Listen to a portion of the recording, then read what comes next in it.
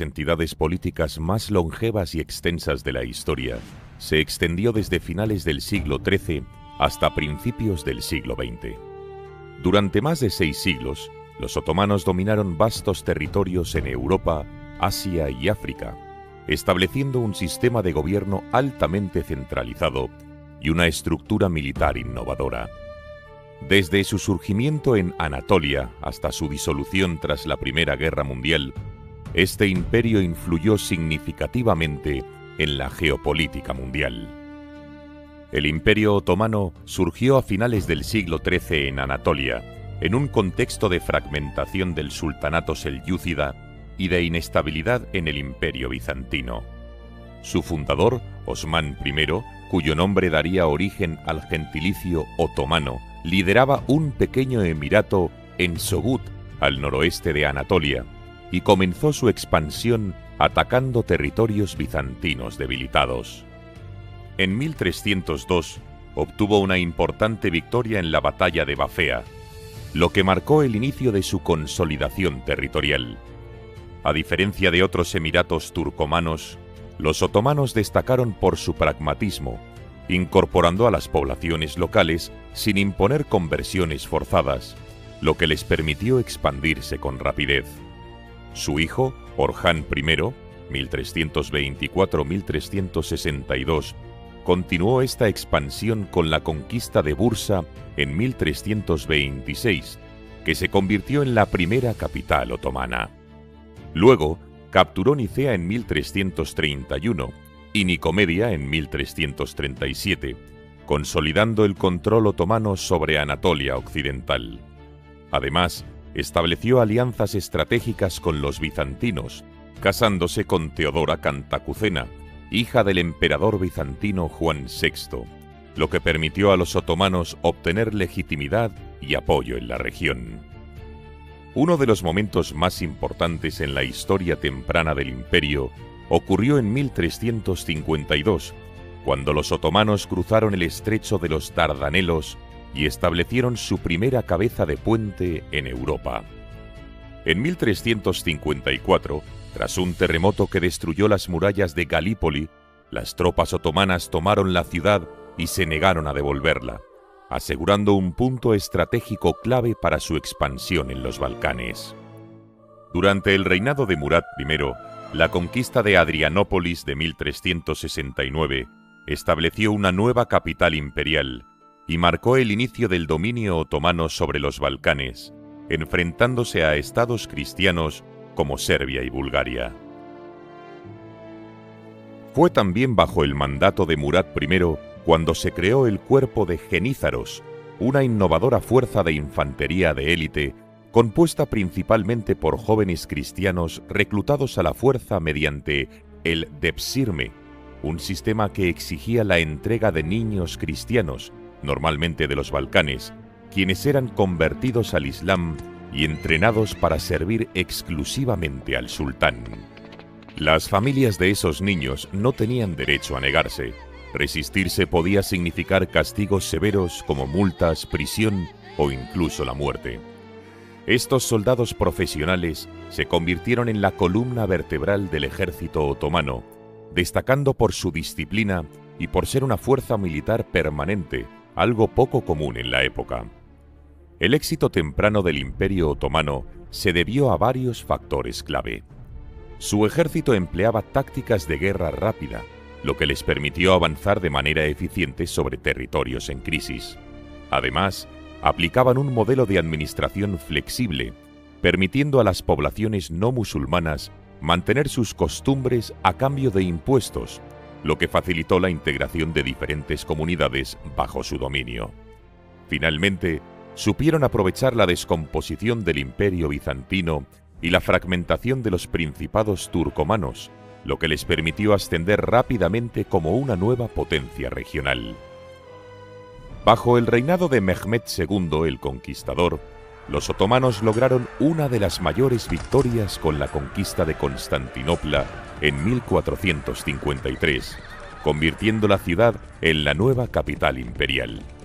Esta victoria supuso el fin del Imperio bizantino y marcó el ascenso de los otomanos como potencia dominante en el Mediterráneo oriental. A partir de entonces, el imperio se expandió por los Balcanes, Oriente Medio y el norte de África, llegando a abarcar territorios que hoy corresponden a países como Grecia, Serbia, Egipto, Siria o Argelia. Mehmed II implementó reformas administrativas y judiciales que fortalecieron el Estado. Bajo el gobierno de la Sublime Puerta, en alusión a la puerta de entrada del palacio donde el gran visir recibía a los embajadores, los otomanos administraron un Estado multicultural y multirreligioso. El Imperio Otomano era una entidad supranacional. Sus élites y tropas provenían de diversos orígenes étnicos y religiosos. De hecho, muchos de los altos funcionarios y soldados de élite no eran turcos de nacimiento. Un ejemplo es el de los célebres genízaros. Asimismo, la mayor parte de las madres de los sultanes fueron mujeres esclavas de origen europeo, serbias, griegas, ucranianas, integradas en el harén imperial. Esta mezcla moldeó un imperio cosmopolita. Para gobernar a poblaciones tan diversas, los sultanes instauraron la política de millets, un sistema de tolerancia religiosa singular en la época. Los súbditos cristianos y judíos fueron organizados en comunidades confesionales autónomas, con derecho a regir muchos de sus asuntos internos, matrimonio, herencia, culto, bajo sus propias autoridades religiosas. A cambio de pagar impuestos especiales y reconocer la supremacía política musulmana, estas comunidades gozaron de una relativa libertad.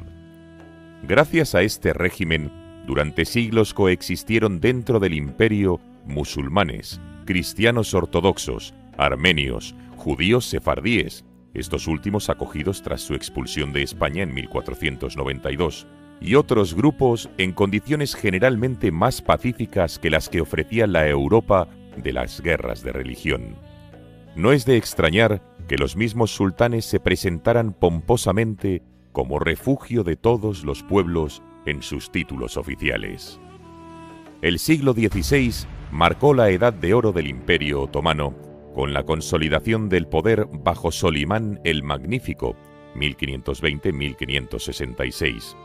Durante su reinado, el imperio alcanzó su máxima extensión territorial, dominando desde el norte de África hasta el corazón de Europa central. La corte imperial brilló en esplendor. En Estambul, el sultán presidía un sofisticado aparato de gobierno asistido por su gran visir y consejeros, aunque en última instancia ejercía un poder absoluto. Sin embargo, bajo la superficie de esta grandeza también existían sombras y tensiones. Solimán, como sus predecesores, reforzó la antigua ley otomana que permitía la ejecución de los hermanos del nuevo sultán para prevenir guerras civiles dinásticas. Esta medida sanguinaria buscaba evitar disputas sucesorias, pero evidencian el alto precio humano del despotismo otomano. Del mismo modo, miles de esclavos servían en palacio, hombres destinados a la administración o el ejército y mujeres en el harén, sustentando la maquinaria imperial. Entre sus logros más importantes destacan la conquista de Belgrado en 1521, Rodas en 1522 y Budapest en 1541. El sitio de Viena en 1529, aunque no resultó en una victoria definitiva, consolidó el poder otomano en los Balcanes. En 1565, durante el gran asedio de Malta, llegó su primer gran revés, cuando las tropas de Solimán intentaron arrebatar la isla de Malta a los caballeros de la Orden de San Juan. Tras meses de encarnizados combates, los defensores cristianos, asistidos por un potente contingente de tropas y naves enviadas por Felipe II, lograron rechazar a los invasores. Solimán el Magnífico murió al año siguiente. Sin embargo, en 1571, los otomanos, bajo el gobierno del sultán Selim II, consiguieron anexar a sus dominios la isla de Chipre. La respuesta cristiana fue la creación de la Liga Santa, conformada por España, Venecia, Génova, Malta y los estados pontificios. Finalmente, La supremacía naval otomana fue desafiada en la batalla de Lepanto en 1571, siendo contundentemente derrotada, al punto que los otomanos tuvieron en 4 horas de combate 30.000 muertos y perdieron más del 60% de sus galeras en una de las mayores batallas navales de la historia, la más alta ocasión que vieran los siglos, como afirmó Miguel de Cervantes. A pesar de esta derrota, el Imperio Otomano logró reconstruir su flota rápidamente y continuó siendo una potencia en el Mediterráneo, pero ya nada sería igual. Mientras los ejércitos otomanos combatían en 3 continentes, en el corazón del Palacio Imperial se había fraguado una silenciosa lucha por el poder. A mediados del siglo XVI había arrancado un periodo conocido como el Sultanato de las Mujeres, durante el cual las madres, esposas e incluso hijas de los sultanes obtuvieron una influencia política extraordinaria. Todo comenzó con Roxelana, la concubina favorita de Solimán el Magnífico.